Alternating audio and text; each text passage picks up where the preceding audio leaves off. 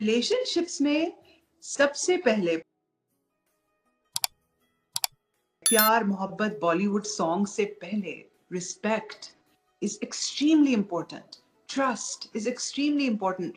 तो शुरू में तो आपने बस ट्रस्ट डेवलप करना है कि इसका डिसीजन चाहे मुझे बुरा भी लगे, अगर फेयर है तो मैं एक्सेप्ट कर लूंगी, लेकिन अगर अनफेयर होगा तो मैं नहीं एक्सेप्ट करूंगा। तो इसी तरह मैं आपको एक एग्जांपल दूं, लड़कियां बहुत कभी कभार थ्रेटेंड फील करती हैं अपनी सासों से, बिकॉज हस्बैंड की रिलेशनशिप होती है प्री एग्जिस्टिंग। और मैं उनसे कहूंगी कि आप सोचें कि जो अपनी मदर के साथ अच्छा ट्रीटमेंट करेगा वो आपके साथ भी करेगा। नाउ अगर लड़के इसको nth डिग्री पे ले जाएं और कहें तुम मेरी माँ को ये और वो और उस इंटेंसिटी पे ले जाएं, दैट्स अनफेयर, राइट? सिमिलरली एक लड़की जो कि बहुत कॉम्प्रोमाइज करेगी, लेकिन शी वांट्स कि लड़का उसके लिए कहीं पे भी उसको प्रोटेक्ट करे और उसकी साइड ले, ताकि उसको लगे कि वो अकेली नहीं है। तो हर चीज मयाना रवि और मॉडरेशन में अच्छी होती है, किसी भी एक्सट्रीम पे अच्छी नहीं होती। और रिलेशनशिप्स निभाने के लिए अगर आप विन कर रहे हैं तो कोई लूज कर रहा है, इसलिए एक सेंटर्ड अप्रोच बहुत जरूरी है, जिसमें थोड़ा सा कोई विन कर ले, थोड़ा सा कोई लूज कर ले। पोलराइज एंड्स पे होंगी तो रिलेशनशिप में तो स्ट्रेन बढ़ जाएगा।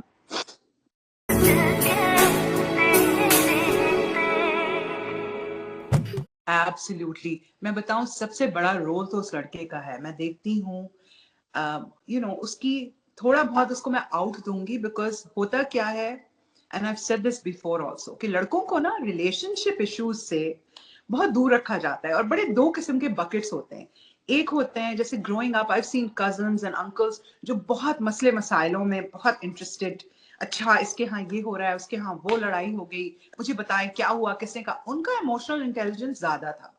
जो बेचारे मासूम जो सड़क पे क्रिकेट खेल रहे थे, जिनको कोई होश ही नहीं था कि घर में क्या हो रहा है, उनकी जिस दिन शादी हुई उस दिन शामत आ गई, बिकॉज फिर एक्सपेक्टेशन थी कि उनके पास तो पीएचडी होना चाहिए रिलेशनशिप्स को बैलेंस करने का।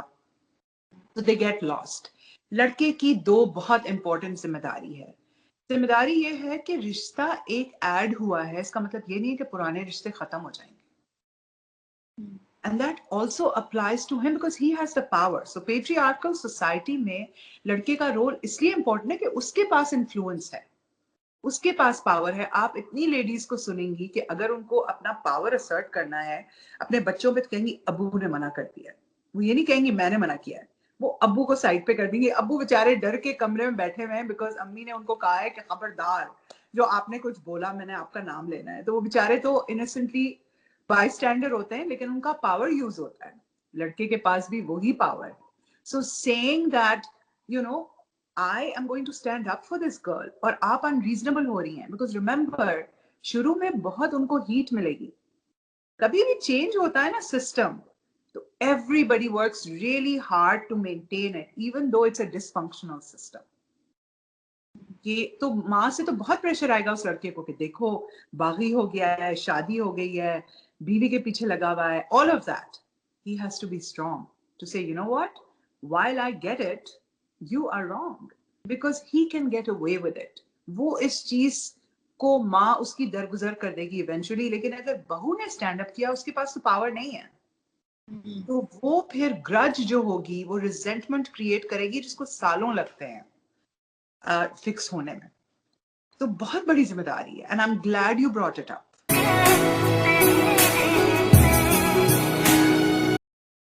आपके जो कपल्स या एंगेज्ड कपल्स हो या मैरिड कपल्स हो ये मैसेज सुन रहे हैं, ये इनके लिए है।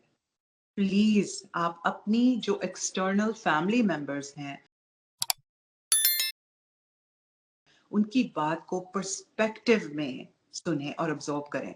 और यहाँ पे मैं एक डिस्क्लेमर दूंगी, बिकॉज लॉट ऑफ टाइम्स सुना ये जाता है कि जी ससुराल वाले रिलेशनशिप को खराब करते हैं। आई हैव सीन इनफ मैके वाले जो रिलेशनशिप को काफी खराब कर देते हैं। You know sisters play a huge role.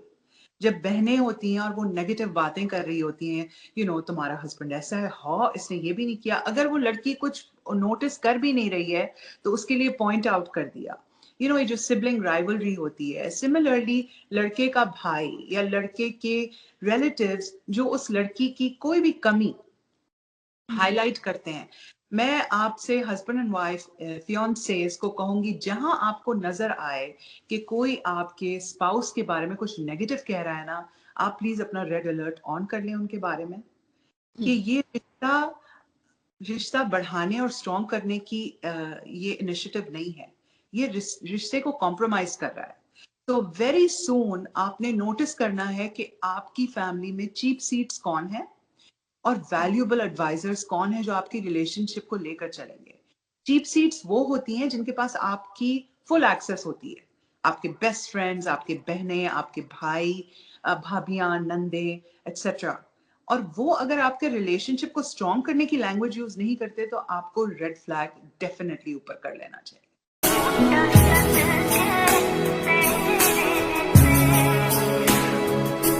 اس طرح سوچنا ہے اس کے بارے میں, جس کی فیملی وہی اس فیملی کا ایکسپرٹ ہے.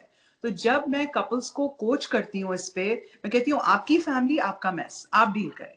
بیکاز فار ایگزامپل اگر آپ کے ان لاز کوئی پروپوزیشن کر رہے ہیں جو انریزنیبل ہے, آپ اپنے پیرنٹس سے جتنا بھی لڑ لیں وہ آپ کو دوبارہ آ کے پیار کر لیں گے, لیکن اگر آپ اپنے ان لاز سے لڑیں گی تو وہ چیز جو ہے وہ تو it will go down in history کہ اس نے ہمارے ساتھ بدتمیزی کی, اس نے یہ کیا.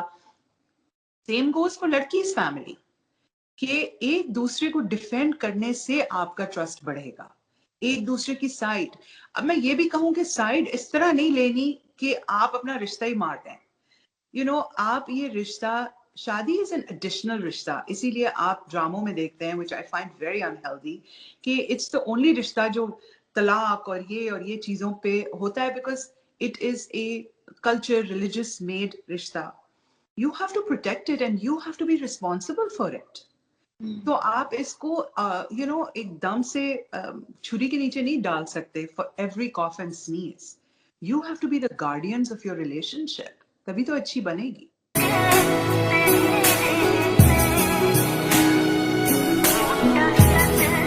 تو میں بتاؤں, زیادتی تو انفارچونیٹلی ابھی بھی ہمارے کلچر میں لڑکیوں پہ زیادہ ہوتی ہے, بیکاز ہمارے کلچر میں جینڈر بائس بہت ہے. لڑکیوں سے جو ایکسپیکٹیشن ہوتی ہیں, اگر آپ شادی کو بھی نوٹس کریں تو بڑی بوڑھیاں, اور میں یہ نہیں کہہ رہی کہ لڑکے یہ ایکسپیکٹیشن سیٹ کرتے ہیں, بٹ مائیں اور ساسیں, اور بہت ہسٹوریکلی وزن رکھا جاتا ہے کہ جی تم سے گھر بنے گا, تم کو سیکریفائس کرنی ہے, تمہیں کمپرومائز کرنی ہے. اس میں کوئی خرابی نہیں ہے, لیکن انفارچونیٹلی یہ سٹوری لڑکوں کو نہیں کہی جاتی. کو نہیں کہا جاتا کہ تمہیں بھی بڑکپن دکھانا ہے, تمہیں ذمہ داری دکھانی ہے. اگر تمہیں لیڈر بنایا ہے فیملی کا تو اس کے ساتھ ذمہ داری آتی ہے. یہ ذمہ داری کا بوجھ لڑکیوں پر تھوڑا زیادہ ہوتا ہے. ناؤ ہیونگ سیڈ دیٹ, میں یہ بھی کہوں گی کہ آج کل میں ایک اور ٹرینڈ نوٹس کرتی ہوں کہ لڑکیاں جو کہ اسرٹیو ہیں, دیکھیے پینڈلم جو ہوتا ہے نا, وہ ایک ایکسٹریم سے سم ٹائمز دوسری ایکسٹریم پہ زیادہ جاتا ہے, اس سے پہلے کہ وہ بیچ میں ٹھہراؤ کرے. تو بہت ضروری ہے ہمیں دیکھنا کہ لڑکیوں کو ٹو بی assertive, کبھی کبھار میں دیکھتی ہوں کہ وہ دوسرے اینڈ پہ چلی جاتی ہیں, اور بہت اچھے بہت کوپریٹو لڑکے سفر کرتے ہیں. تو یہ بات نہیں ہے کہ لڑکیاں پرفیکٹ ہیں, میں یہ بھی بتاؤں, بیکاز ان کو لگتا ہے کہ اب جیسے پاکستان میں ویمنز رائٹس کافی ایکسپلور ہو رہی ہیں, میں بہت خوش ہوں اس چیز کے بارے میں. بٹ میں یہ بھی کہوں گی کہ some times there is a percentage of people جو اس چیز کو تھوڑا سا ایکسپلوئٹ بھی کرتے ہیں. تو دونوں چیزیں آپ کو لے کر چلنا پڑے گا. ایز اے تھراپسٹ میرے لیے بڑا مشکل ہے کہ میں جنرلائز کروں, تو بٹ میں یہ کہہ سکتی ہوں کہ عموماً لڑکیوں پہ دباؤ زیادہ ہے, اور لیکن لڑکوں پر بھی ہے.